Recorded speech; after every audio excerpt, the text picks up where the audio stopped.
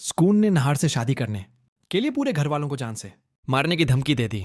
इसी वक्त नहार मजबूरी में सुकून से शादी के लिए तैयार हो जाता है। सुकून अपनी ताकतों से शादी की सारी तैयारी करने लगती है, मगर रूही नहार और घर वालों को बचाने के लिए तांत्रिक बाबा के पास गुफा में पहुंचती है और सारी हकीकत बताती है।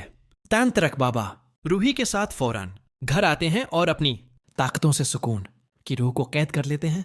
बाबा जल्दी से वो मिट्टी भर संदूर तमाम घर वालों पर फेंकते हैं, जिससे सब लोग सुकून के वशीकरण से आजाद हो जाते हैं।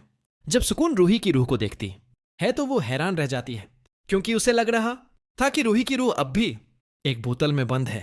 तांत्रिक बाबा रूही के जिस्म पर रुद्राक्ष बांध देते हैं, जिससे सुकून की रूह रूही के जिस्म से बाहर निकल जाती है और रूही की रूह अपने जिस्मों में वापस आ जाती है। बाबा सुकून की रूह को बंधी बनाकर ले जाते हैं और उसे मुक्ति दिलाने के लिए अखंड होन करते हैं।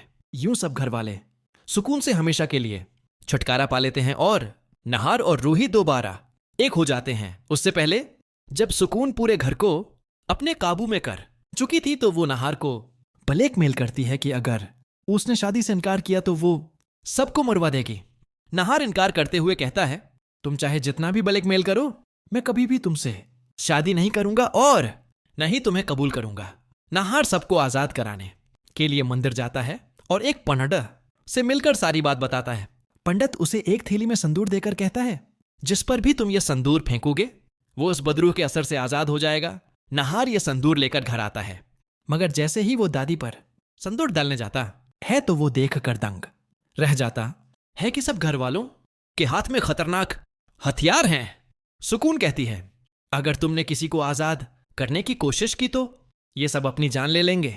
ये सुनते ही नहार और रूही के पैरों तले जमीन निकल जाती है।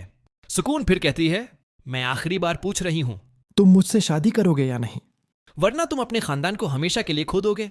मजबूरन नहार हां कर देता है। ये तू था, ये तो न हो ये इसको। एक बार पहले भी जब सुकून ने रूही की रूह को बोतल में कैद कर रखा था, नहार सच जानकर गजबनाक हो जाता है। वो सुकून से पूछता है, मेरी रूही कहाँ है? सुकून हंसते हुए कहती है, मर गई तुम्हारी रूही। ये सुनते ही नहार का दिल दहल जाता है, मगर उसी वक्त बोतल एक मेज से गरकट उठ जाती है और रूही की रूह आजाद हो जाती है। रूही नहार को बचाती है, गंगा जल अपने ऊपर डालती है, जिससे सुकून की रूह तड़प उठती है और रूही का जिस्म छोड़ देती है। गुस्से में पागल सुकून कहती है, अब मैं उस घर में किसी को नहीं छोड़ूंगी।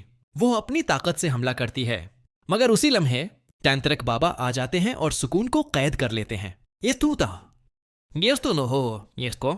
आखिर में तांत्रिक बाबा उसे अपनी गुफा में ले जाकर अखंड होन करते हैं और उसे मुक्ति दिला देते हैं।